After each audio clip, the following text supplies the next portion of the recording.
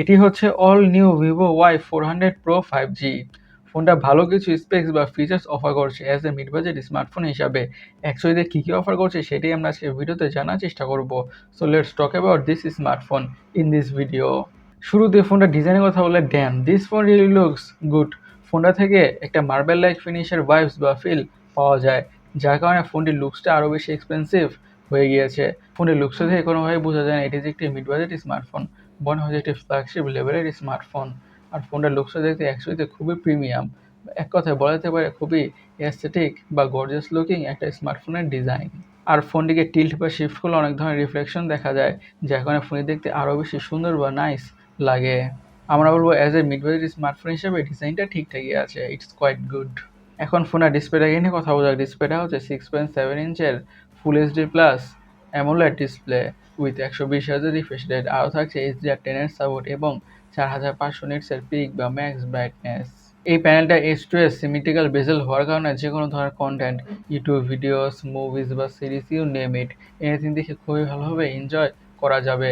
আর 120 Hz refresh rate থাকার কারণে scrolling করে, ব্রাউজিং করে বা গেমিং করে স্মুথনেসের ফিল তো পাওয়া যাবেই।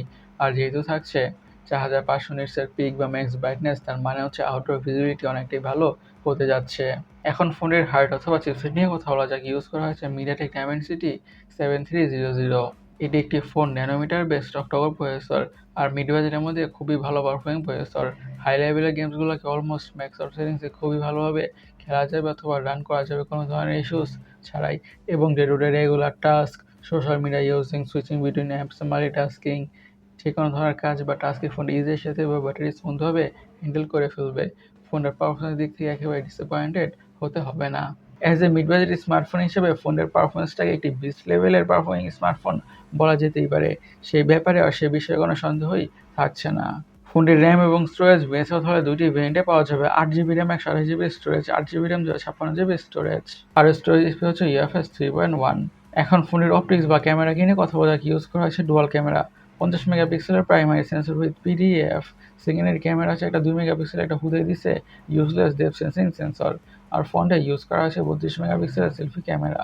আচ্ছা, পিকচার কোয়ালিটির দিক থেকে এবং ভিডিও কোয়ালিটির দিক থেকে ভিভোর স্মার্টফোনগুলো কিন্তু খুবই নাইস কোয়ালিটির পিকচার্স আর ভিডিওস প্রোভাইড করে থাকে, বাজেট যেমনই হোক না কেন। আর মিড বাজেট স্মার্টফোনগুলো কিন্তু খুবই ভালো কোয়ালিটির পিকচার্স আর ভিডিওস ক্যাপচার করে। সো এই ফোনটা থেকে আমরা খুবই ভালো কোয়ালিটির পিকচার্স আর ভিডিওসই পেতে যাচ্ছি, সে ব্যাপারে বা সেই বিষয়ে কোনো সন্দেহই থাকছে না। ফোনে দেওয়া থাকছে ডুয়াল স্টুডিও স্পিকার্স। সিকিউরিটির কথা বলে ইউজ করা হয়েছে অ্যানাডিস্ক অপটিক্যাল ফিঙ্গারপ্রিন্ট সেন্সর। এখন ফোনের ব্যাটারি নিয়ে কথা বলা যাক। পুরো ফোনটাকে পাওয়ার করছে 5500 mAh ব্যাটারি। এই 5500 mAh ব্যাটারি থেকে ফোনটাকে মিডিয়ামভাবে ইউজ করলে খুব ইজিলি 1 থেকে 1.5 দিনের ব্যাটারি ব্যাকআপ তো পাওয়া যাবেই। আর সাথে থাকছে 90 ওয়াটের ফাস্ট চার্জিংয়ের সাপোর্ট। এই 90 ওয়াটের ফাস্ট চার্জারে ফোনটা ক্রেজি ফাস্ট ফুল চার্জ হয়ে যাবে। ফোনের কালার ভেরিয়েন্টের কথা বলে এসব কালার ভেরিয়েন্টে পাওয়া যাবে। এখন ফোনটার দামটাকে নিয়ে অথবা প্রাইসটাকে নিয়ে কথা বলা যাক। ফোনটার বেস ভেরিয়েন্টের দাম রাখা হয়েছে 25,000 ইন্ডিয়ান রুপি। এখন দেখা যাক বাংলাদেশের বাজারে কী দামে বা কী প্রাইস রেঞ্জে পাওয়া যায়, তখনই বোঝা যাবে যে অ্যাকচুয়ালি স্মার্টফোনটা আপনাদের জন্য এবং আমাদের জন্য কতটুকু অর্থিত বা কতটুকু value for money smartphone. Only time will tell. Guys, আমাদের আজকের ভিডিওটি এই পর্যন্তই। আমি সৈকত, সাইনিং আউট।